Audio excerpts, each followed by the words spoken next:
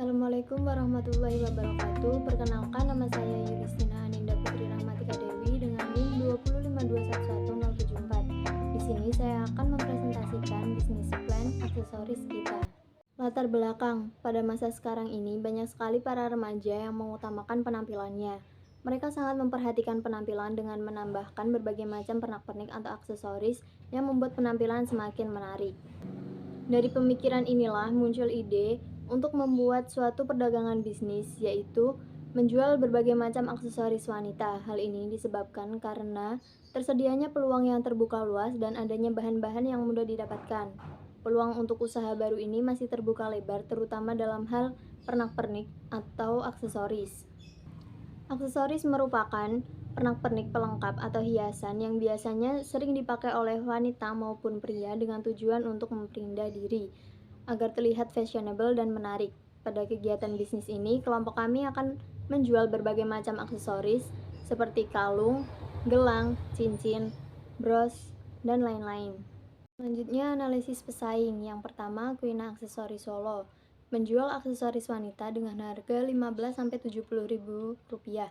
Program produksinya produksi lewat online saja. Untuk keunggulan, barang bagus dan harga relatif terjangkau. Untuk kelemahan, hanya menyediakan aksesoris wanita saja.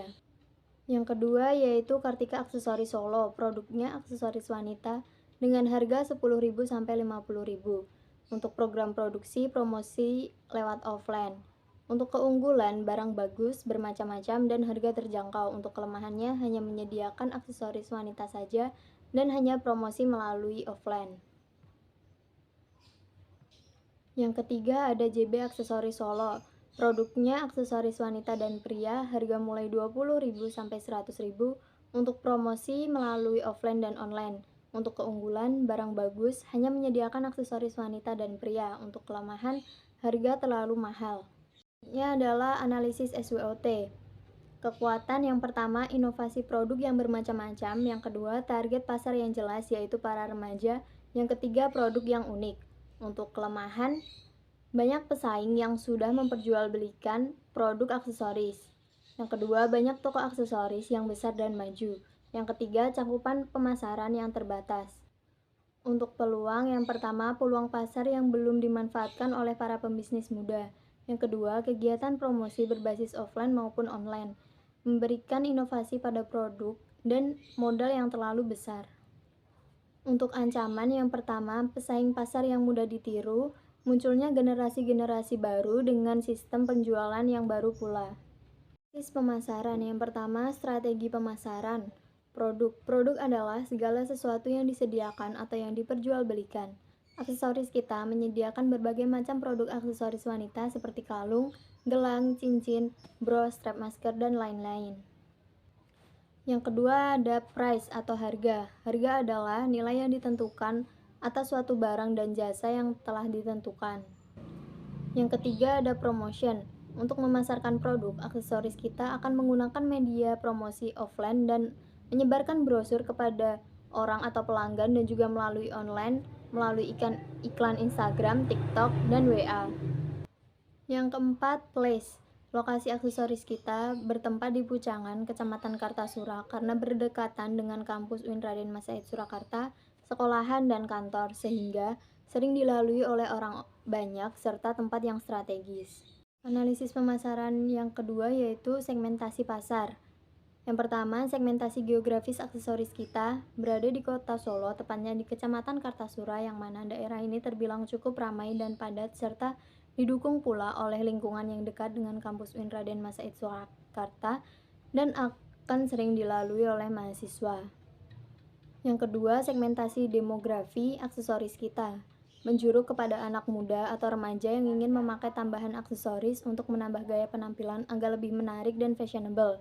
Lokasi usaha aksesoris kita berlokasi di Pucangan, Kartasura, berdekatan dengan kampus dan sekolah. Yang ketiga adalah segmentasi psikografi. Produk aksesoris kita diproduksi untuk semua kalangan dan menargetkan bagi pecinta pada aksesoris seperti gelang, kalung, cincin, dan lain-lain. Selanjutnya ada targeting. Pada produk Aksesoris ini ditargetkan yaitu yang pertama semua kalangan masyarakat dan berbagai kalangan usia dari anak-anak hingga dewasa.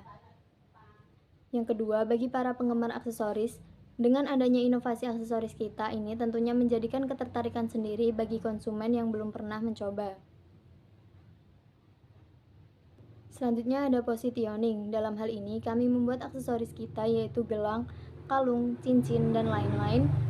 Hal ini menjadikan produk aksesoris kita ini dapat menjadi suatu inovasi produk dengan memiliki berbagai varian yang banyak. Analisis keuangan, kebutuhan aset, dan peralatan totalnya adalah 52.000. Kebutuhan biaya produksi selama 1 bulan untuk 18 aksesoris dalam sehari.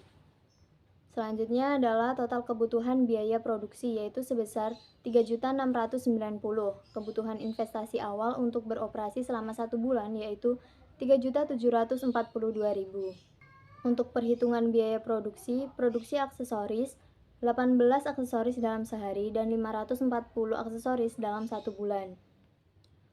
Untuk biaya bahan baku ada manik-manik, senar, mote, kaitan, dan ring dengan total per hari yaitu sebesar 56.000 dan untuk total per bulan yaitu 1.680.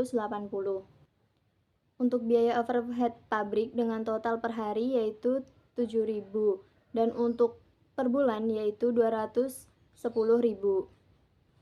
Untuk total biaya produksi per hari yaitu 123.000 dan untuk total per bulan yaitu 3.690.000.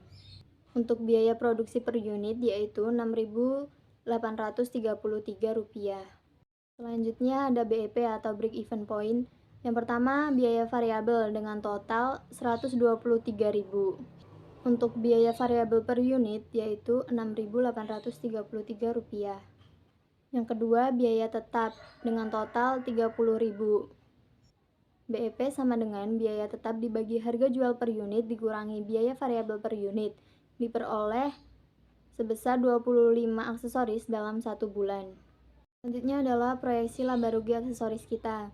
Aksesoris kita memperoleh laba bersih sebesar 584.000. Selanjutnya adalah payback period, sehingga payback period 4 bulan 12 hari. Selanjutnya adalah bisnis Canva model. Yang pertama ada customer segment, yaitu milenial dan Gen Z yang menyukai fashion dan aktif bersosial media. Yang kedua ada value proposition. Yang pertama produk handmade, harga terjangkau dapat disesuaikan dengan permintaan pelanggan atau customer. Yang terakhir adalah waktu pembuatan cepat. Selanjutnya ada channels, yaitu media sosial Instagram dan WhatsApp, dan bazar praktikum kewirausahaan. Selanjutnya ada customer relationship, yaitu konten medsos. Yang kedua menerima pesanan sesuai keinginan customer. Selanjutnya yaitu revenue streams. Yang pertama modal awal anggota kelompok, yang kedua pendapatan utama dari penjualan aksesoris. Selanjutnya adalah key resource. Yang pertama lokasi strategis mengikuti lokasi acara bazar, yang kedua toko offline sebagai penyedia aksesoris. Selanjutnya ada key activity. Yang pertama membuat aksesoris yang sedang tren, yang kedua melayani customer dengan cepat dan ramah, yang ketiga mempertahankan kualitas branding. Yang selanjutnya ada key partners. Yang pertama pemasok bahan baku, yang kedua reseller, yang ketiga adalah toko perlengkapan.